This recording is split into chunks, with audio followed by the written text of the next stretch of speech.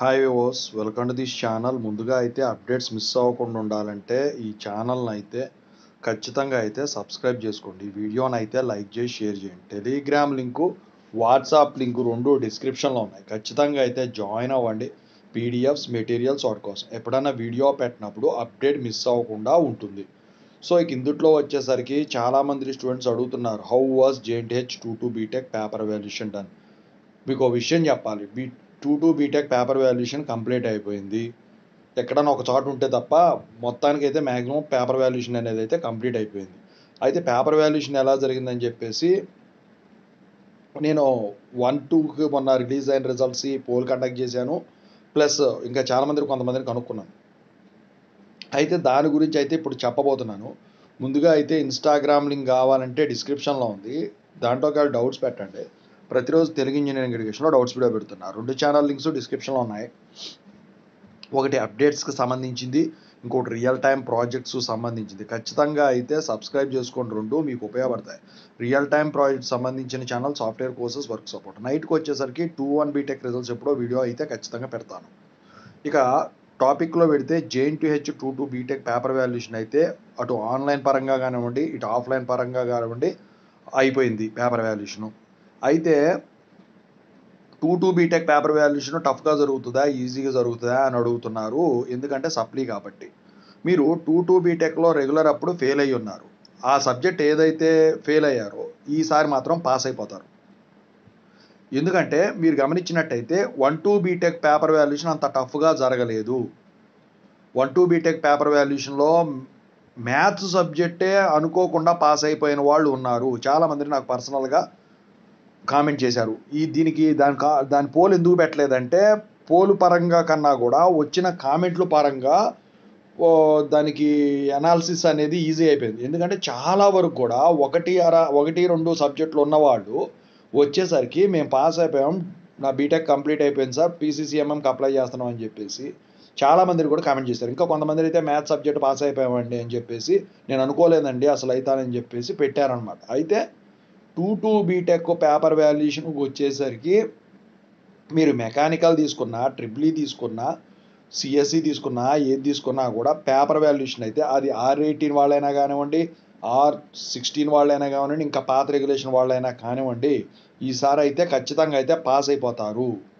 మీరు పాస్ అయిపోయిన తర్వాత ఇంకా ఏమన్నా మిగిలిపోయిన సబ్జెక్టులు వేరే కనుక ఏమైనా ఉన్నట్టయితే గ్రేస్ మార్క్స్ అప్లై చేసుకునే ఎలిజిబిలిటీ కనుకుంటే అప్లై చేసుకోండి. అయితే ఇందుట్లో వచ్చేసరికి నేను కొన్ని చెప్పాను మొన్న, ఈసారి పేపర్ వాల్యుయేషన్కి ఏమి కన్సిడర్ చేశారు అని చెప్పేసి.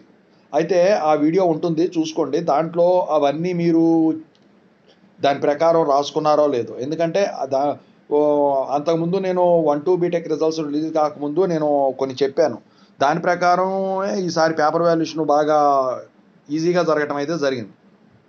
సరే, ఇక సప్లీ ఎగ్జామ్ అన్నాక ఇక ఫెయిల్యూర్ క్యాండిడేట్స్ ఉండకుండా ఉండరు. ఒకళ్ళిద్దరు నెగిటివ్ పెడుతూనే ఉంటారంటే వాళ్ళు స్ట్రగుల్ అయ్యారు కాబట్టి పెట్టి ఉండొచ్చు. అయితే అస్సలు కంటెంట్ లేని వాళ్ళకన్నా మినిమం కంటెంట్ రిప్రజెంట్ చేసిన వాళ్ళందరూ కూడా ఈసారి అయితే ఖచ్చితంగా అయితే పాస్ అవుతారు.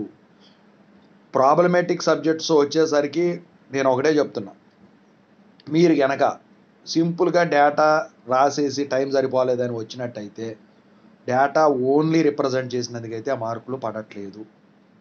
ఇది డ్యామ్ షూర్, అందులో డౌటే లేదు. డేటాతో పాటు ప్రొసీజర్ తప్పైనా, రిజల్ట్ తప్పైనా డేటా ఒకటి కరెక్ట్గా ఉండి మొత్తం అది అటెంప్ట్ చేసినట్టయితే మినిమం 2 మార్క్స్ పడుతుంది. అదే థియరీ అనుకోండి, మీరు సైడ్ హెడ్డింగ్లు రాసేసి ఇచ్చేసి వచ్చినంత మాత్రాన అయితే పూర్తి మార్కులు పడట్లేదు. సైడ్ హెడ్డింగ్స్కి వచ్చేసరికి ఈసారి వీడి పెట్టుకుంది హాఫ్ మార్క్ మాత్రమే. 7-8 సైడ్ హెడ్డింగ్లు ఉన్నాయి అనుకోండి, 3.5 మార్క్స్ మాత్రమే పడతాయి. 7 కనుకుంటే 8 కనుకుంటే మీకు 4 మార్క్స్ మాత్రం పడతాయి అంతే. మిగతాదంతా కూడా కంటెంట్కి ఇస్తున్నారు. కొంతమంది అయితే ఆ హాఫ్ మార్కులు కూడా ఇవ్వట్లేదు. దాని గురించి కొంచెం బ్రీఫ్ డిస్క్రిప్షన్ అయితే ఖచ్చితంగా ఇవ్వాల్సిందే. ఇక మ్యాథమెటిక్స్ అంటే ఇప్పుడు పక్కన పెట్టాల్సిందే వాటి గురించి. కానీ ఇక ప్రోగ్రామింగ్ లాంటి సబ్జెక్ట్స్ ఏమైనా ఉన్నట్టయితే వాళ్ళు చూస్తుంది ఏంటంటే ఇనిషియలైజేషన్ చూస్తున్నాడు, లాజిక్ రిప్రజెంటేషన్ చూస్తున్నాడు, రిజల్ట్ చూపించిన తర్వాత అవుట్పుట్ ఇన్పుట్స్ ఇచ్చి ఎగ్జాంపుల్ తీసుకొని చూపిస్తే ఫుల్ మార్కులు అయితే వేస్తున్నారు. ఇలాగే దొరుకుతుంది. ఇక వచ్చేసరికి కొన్ని ఉంటాయి, diametric theory, diagrammatic theory plus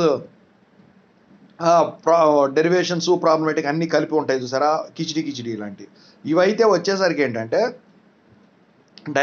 diagrammatic అయితే వచ్చేసరికి మీరు ఫిగరు 30 వంతుకైనా కరెక్ట్ గీసినట్టయితే ఆ పావంతు పోయినా ప్రాబ్లం లేదు. కానీ ఆ పార్ట్స్ ఏవైతే ఉన్నాయో అవన్నీ ఇండికేట్ చేసి ఉన్నట్టయితే మీకు మార్కులు పట్టడానికైతే ఆస్కారం ఉంది. ఈసారి చెబుతున్నా, ఎప్పుడూ కాదు, ఈసారి అలాగే జరిగింది. అయితే ఇక డెరివేషన్స్కి వచ్చేసరికి ఏంటంటే మీరు డెరైవ్ చేయాల్సిన డెరివేషన్ ఏదైతే ఉంటుందో దాన్ని సబ్స్టిట్యూట్ చేసిన ఈక్వేషన్స్ అన్నీ కూడా హైలైట్ చేసిన వాటికైతే ఎక్కువ పాయింట్లు పడతాయి, ఈసారి ఎక్కువ మార్కులు పడతాయి. సో ఇవన్నీ మీరు రాశారో చూసుకోండి, ఆ వీడియోలో చెప్పాను నేను, మళ్ళీ పది చెప్పనేది. అయితే ఇప్పుడు JNTH 2 బీటెక్ పేపర్ వాల్యుయేషన్ అయితే మీరు అనుకున్నంత కష్టంగా అయితే ఉండదండి. ఈసారి మీరు ఏవైతే సబ్జెక్ట్స్ పోగొట్టుకున్నారో అందుట్లో నాకు తెలిసి 60కి పైన మార్కులు వచ్చే విధంగా అయితే ఉంటాయి. మీరు కనుక కరెక్ట్గా రాసినట్టయితే కంటెంట్ పరంగా 65 మార్కులు అయితే తగ్గవండి ఖచ్చితంగా. షార్ట్ ఆన్సర్స్ వచ్చేసరికి అటెంప్ట్ చేసినంత మాత్రాన కాదు, కొన్ని కీ పేపర్ టాలీ అయితేనే వేస్తున్నారు, సేమ్ ఆన్సర్ వచ్చేలా రాసినా కూడా వేస్తూ ఉన్నారు. ఇక ఎప్పుడు ఎవరైతే బార్డర్ పాస్ పర్సంటేజ్లో ఉన్నారో 60 దగ్గరకు వచ్చి వాళ్ళందరూ కూడా ఈ 2 బీటెక్లో ఉన్న సబ్జెక్టుల ద్వారానే మీకు పర్సంటేజ్ పెరిగే విధంగా అయితే ఖచ్చితంగా అయితే ఉంటుంది. మొత్తానికైతే నేను చెప్పదలిచింది ఒకటే, JNTH 2 BTech paper valuation, supply paper valuation ఏదైతే ఉందో ఈజీగా జరిగింది. మరి కొన్ని చోట్ల అంటే ఎక్కడో ఫ్యాకల్టీ స్ట్రిక్ట్గా చేసి ఉండొచ్చేమో, కానీ నాకు తెలిసినంత వరకు అయితే ఈజీగానే జరిగిందని చెప్పేసి నాకు చెప్పడం అయితే జరిగింది. మొత్తానికైతే ఎక్కువ శాతం మంది ఈసారి పాస్ అవడానికి ఛాన్స్ ఉంటుంది, ఎందుకంటే 1-2 బీటెక్కే దానికి ఎగ్జాంపుల్. ఇక ఈ రిజల్ట్స్ పరంగా చూసుకున్నట్టయితే రిజల్ట్స్ సంబంధించిన వీడియో అయితే ఒకటి చేస్తానండి. మీకు ఏంటంటే ఇక సప్లీకి వచ్చేసరికి CBT ఎగ్జామ్స్ అనేవి ఉండవు. చాలామంది అడుగుతూ ఉన్నారు CBT ఎగ్జామ్స్ ఎప్పుడంటే, CBT ఎగ్జామ్స్ సప్లీకి ఉండవండి, అది R18 వాళ్ళకైనా ఎవరికైనా. ఇక రిజల్ట్స్ అయితే మీకైతే ఎర్లీగానే వచ్చేస్తాయి, ఇక ఎక్కువ రోజులు కూడా ఆగవు. మార్క్ సెంటరింగ్ ఏమైనా కంప్లీట్ అయినట్టయితే నేను చెప్తానండి, అది సెపరేట్ వీడియో చేస్తాను, రేపు చేస్తాను మ్యాక్సిమం. ఓకేనా? సో మీరైతే దేని గురించి టెన్షన్ పడొద్దు, పేపర్ వాల్యుయేషన్ అయితే ఈజీగానే జరుగుతుంది, మీరందరూ కూడా పాస్ అయిపోతారు. ఒకవేళ బార్డర్ దగ్గరకు వచ్చి పోయిన వాళ్ళు ఉంటే గ్రేస్ మార్క్స్ ఎలిజిబిలిటీకి అనుకుంటే పెట్టేసుకోవడానికి కూడా ఛాన్స్ ఉంది, నో ప్రాబ్లం. ఇంకా అది సాగుతూనే ఉంటుంది. ఓకేనా? No problem at all. ఇదనమాట. Thank you so much.